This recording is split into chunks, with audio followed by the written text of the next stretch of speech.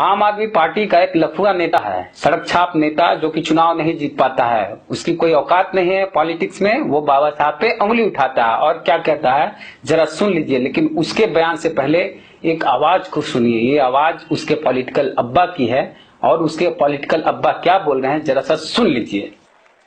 जय भीम, जय भीम। बाबा साहब अंबेडकर, बाबा साहब अंबेडकर।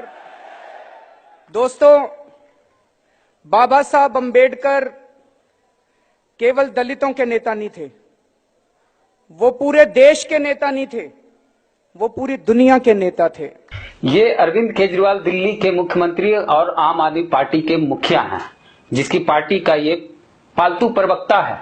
अनर्गल बयान देता है और मीडिया में बने रहना चाहता है। तो कुमार विश्वास क्या बोला है जरा सुनिए, उसको उसी की भाषा में हम अभी तुरंत जवाब देंगे। सबसे पहले कुमार विश्वास ने क्या कहा जरा सा सुनिए। देखो, एक आदमी आकर जातिवाद की रीढ़ डाल गया था हमारे देश में, आंदोलन के नाम पर, रिजर्वेशन के आंदोलन के नाम पर। कुमार विश्वास का कहना है कि एक आदमी जातिवाद की रीढ़ डाल गया आंदोलन और आरक्षण के नाम पर।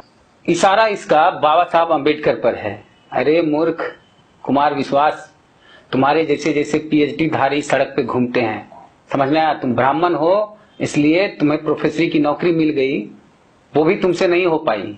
और फुहड़ कविता लिखते हो और फुहड़ कविता गाते गाते इधर उधर भटकते फिरते हो। चुनाव तो जीत नहीं पाए, राहुल गांधी पर उंगली उठाते हो। राहुल गांधी जैसे नेता तो तुम हार गए, तुम्हारी क्या पॉलिटिकल हैसियत है? बाबा साहब पे उंगली उठाते हो, कहते हो कि जातिवाद की रीढ़ डाल गए। तुमको इतिहास की जानकारी नहीं है तो इतिहास पढ़ लो।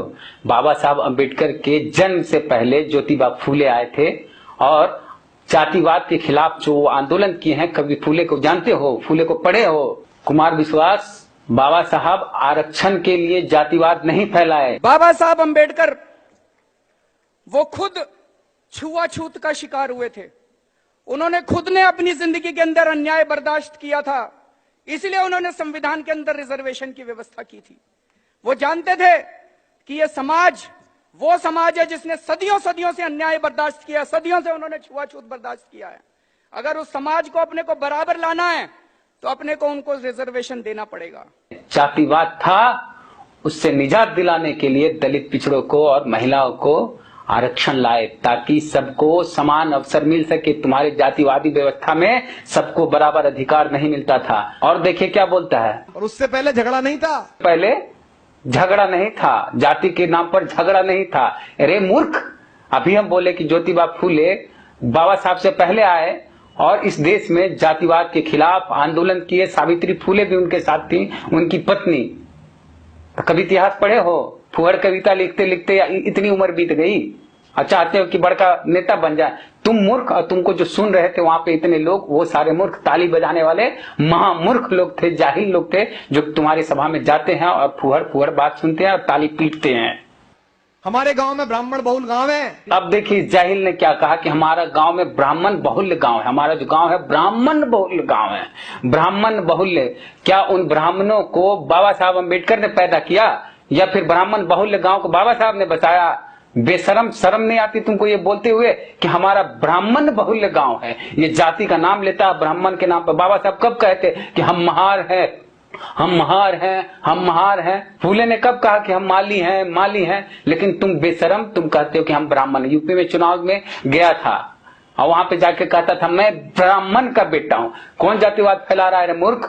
ब्राह्मण बहुल्य गांव कौन बसाया? उस ब्राह्मण बहुल्य गांव को दलितों ने बसाया कि ब्राह्मणों ने बसाया? तो कौन जातिवादी है, तुम हो कि हम हैं कि बाबा साहब थे? हमारे गांव में सफाई का काम करने वाली जो हमारे यहाँ आती थी, वो मेरी दादी के साथ शादी होकर आई थी। उनकी लक्ष्मी अम्मा कहते थे हम उन्हें। ये कह रहा है कि हमारे दादी की शादी में दलित महिला आई थी दहेज के रूप में, नौकरानी बन के। मतलब अपना जिंदगी अपनी छोड़ के वो महिला, दलित महिला, इसकी दादी की शादी में इसके खानदान वालों की, इसके बच्चों बीवी को की सेवा करने के लिए वो आई। वो बड़ी अच्छी व्यवस्था थी, बहुत अच्छी जातीय व्यवस्था थी कि ब्राह्मणों के घर में दलित महिला जाए नौकरानी बन के शादी में दहेज के रूप में। वो बहुत अच्छी व्यवस्था थी। अरे मूर्ख, तुमको इसी बात की चिढ़ है ना कि तुम्हारे समाज में जो तुम्हारे जातीय व्यवस्था थी उसमें दलित महिला ब्राह्मणों के घर में दहेज के रूप में जाती थी नौकरानी बन के। लेकिन बाबा साहब ने क्या किया? बाबा साहब ने खुद शादी की ब्राह्मण महिला से और ब्राह्मण महिला को अपने घर ब्याह के लाए। तुमको इसी बात की चिढ़ है, यही तुमसे बर्दाश्त नहीं हो रहा है। और तुम क्या कह रहे हो? और कोई प्रॉब्लम नहीं होती थी। आज गांव में कह के दिखा दो आप, आज गांव में जातियों में एक दूसरे पे टिप्पणी करके दिखा दो तो खून हो जाएगा। ये जाहिल कह रहा है कि अब जाति के नाम पे टिप्पणी करके दिखा दो खून बह जाएगा। अरे मूर्ख, पहले का दौर नहीं रहा कि तुम जाति के नाम पे किसी के कान में शीशा पिघला के डाल दो, कोई मंत्र पढ़े तो जीभ काट दो। वो दौर नहीं रहा रे मूर्ख, वो दौर आएगा भी नहीं, क्योंकि ये संविधान से चलने वाला अब देश है, मनुस्मृति से चलने वाला देश नहीं है। तुम्हारा सपना है कि पहले की तरह जाति व्यवस्था हो जाए, अब नहीं होगा। दलित जाग गए, इतने दलित है ना इस देश में, जब उठ खड़े होंगे ना तब ब्राह्मणों को भागने के लिए कोई जगह नहीं मिलेगी, गधे पर बैठा के भेजाएंगे इस देश से। समझ में आई बात? वो आदमी पूरा, वो आंदोलन पूरा हमारा जातीय ढांचा तोड़कर चला गया। वो देश का धार्मिक ढांचा ऐसा टूट जाएगी जो 1000 साल नहीं प्रिपेयर हो पाएगा, जो हमने हजारों सालों में बनाया है। हाँ, वो आंदोलन, बाबा साहब का आंदोलन जातीय ढांचा तोड़ दिया। क्योंकि पहले जो था, राजा के पेट से राजा निकलता था और ब्राह्मण का बेटा ही पढ़ता था, दलित शूद्र के बाल बच्चे को पढ़ने का कोई अधिकार नहीं था, संपत्ति रखने का अधिकार नहीं था। बाबा साहब ने सबको समान अधिकार दिया संविधान में। इसी बात की तुम्हें चिढ़ है। और कितने जाहिल लोग हैं रे कुमार विश्वास तुम्हारी सभा में, इतने जाहिल लोग हैं कि तुम्हारी बात को सुनते हैं, विरोध नहीं करते और ताली पीटते हैं। तो जाहिलों की सभा में जाहिलों का भाषण और उसी में जाहिलों की तालियां, और जाहिल की तरह तुम बकते हो। अभी तो तुम पे देश भर में FIR हो ही रहा है। कभी दलितों के सामने में भाषण देने चल जाना, उसके बाद दलित बता देंगे कि बाबा साहब कौन थे और दलित, आज का दलित क्या है। आज का दलित तुम्हारे घर में नौकरानी बन के आने वाली लक्ष्मी नहीं है। आज की दलित महिलाएं और दलित लड़कियां आसमान छू रही है। इसी बात की तुम्हें जलन है, इसी बात की चिढ़ है। और तुम्हें बाबा साहब से इतनी चिढ़ है तो अपने बाप दादा जो है, तुम्हारे ब्राह्मण बाप दादा, उनसे काहे नहीं पूछते हो कि हे बाप दादा, हे मेरे ब्राह्मण बाप दादा, तुमने अंबेडकर को अपनी बेटी क्यों दे दिया? ब्राह्मण बाप दादा, तुमने अंबेडकर को अपनी बेटी क्यों दान कर दिया, कन्या दान कर दिया? तुमको इसी बात की चिढ़ है। तुम क्या बोलते हो भाषण में कि भैंस चराने वाला सरकार चला रहा है। किसको बोले थे? अरे बिहार है, बिहार, यहाँ भैंस चराने वाला और सुअर चराने वाला भी सरकार चलाता है। समझ में आई बात?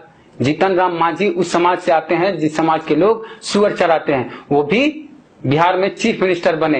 ये बाबा साहब के संविधान की वजह से हुआ। हम जैसे लोग इस करिश्माई संविधान की वजह से मुख्यमंत्री बन जाते हैं।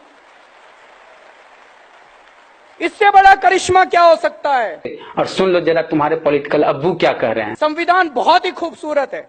संविधान दुनिया का सबसे बेहतरीन डॉक्यूमेंट है जो बाबा साहब अंबेडकर ने बनाया। समझ में आया जाहिल? आरक्षण इसलिए बाबा साहब ने दिया है ताकि सामाजिक व्यवस्था जो हमारे यहाँ है, जातीय व्यवस्था, उसमें हर जाति के लोग अपने अपने समाज का प्रतिनिधित्व समाज के विभिन्न क्षेत्रों में कर सके। इसलिए बाबा साहब ने आरक्षण दिया। अगर आरक्षण नहीं था तो क्या था हमारे देश में? सब कुछ ब्राह्मणों के हाथ में था और ब्राह्मण ही चाहे जैसे देश को चलाते थे और वैसे ही चाहते हो वही व्यवस्था चाहते हो। अब मनुस्मृति का कानून लागू नहीं होगा। अरे जरा सा भी नहीं जानकारी है बाबा साहब के बारे में तो अपने आका, पॉलिटिकल आका केजरीवाल से ट्यूशन ले लो, ट्यूशन। देखो केजरीवाल आगे क्या कह रहा बाबा साहब के बारे में। बेशरम, सुनो।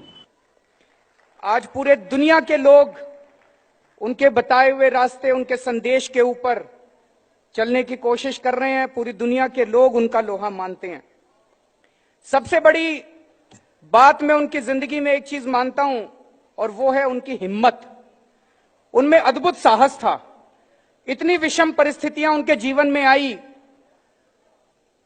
कई बार हम लोगों का जो संघर्ष है, हम लोगों के जीवन में भी कई बार ऐसे उतार चढ़ाव आते हैं जब हम लोग भी कई बार हतोत्साहित हो जाते हैं। उस वक्त मैं अपने मोबाइल फोन पे, इंटरनेट पे जाता हूं, बाबा साहब अंबेडकर का जीवन निकाल लेते हैं और उनके जीवन के 2 पन्ने पढ़ लो तो फिर इंस्पिरेशन आ जाती है, फिर ऊर्जा आ जाती है, फिर लड़ने की ताकत आ जाती है। वो एक ऐसे शख्स थे जिन्होंने एयर कंडीशनड कमरे के अंदर बैठ के कोई किताबें नहीं लिखी थी। वो एक ऐसे शख्स थे जो एक आम परिवार में पैदा हुए। उन्होंने छुआछूत को भुगता, अपनी जिंदगी के अंदर अन्याय को भुगता और वहां से उनके विचार निकल के आए और धीरे धीरे उन्होंने पूरे देश नहीं, पूरी दुनिया के अंदर अपना लोहा स्थापित किया। लेकिन एक चीज है, उन्होंने जो संदेश दिए संविधान के अंदर उन्होंने जो कुछ भी लिखा, आज भी उनके सपने अधूरे हैं। आजादी के 67 साल के बाद भी आज भी वही बातें, सारी की सारी वही बातें आज भी हमारे समाज के अंदर, आज भी हमारी राजनीति के अंदर वही विसंगतियां कायम है, जिनके लिए वो लड़ते लड़ते उन्होंने अपनी जान कुर्बान कर दी, जिसके लिए वो पूरी जिंदगी लड़ते रहे। हम ये बर्दाश्त नहीं करने वाले, ये देश ये बर्दाश्त नहीं करने वाला। बहुत सालों के संघर्ष के बाद, बहुत सालों की लड़ाई के बाद आजादी मिली थी, और आजादी के बाद बाबा साहब अंबेडकर ने हमें यह संविधान दिया है। इस संविधान के लिए हम अपनी जान की बाजी लगा देंगे, लेकिन इस संविधान के विरुद्ध कोई काम नहीं होने देंगे। रे कुमार विश्वास जाहिल, ये जो नचनिया गवनिया जैसा गाते हो ना, कभी दीवाना कहता हूँ, तो तुमको सब पागल ही कहते हैं। तुम पागल हो, जाहिल भी हो।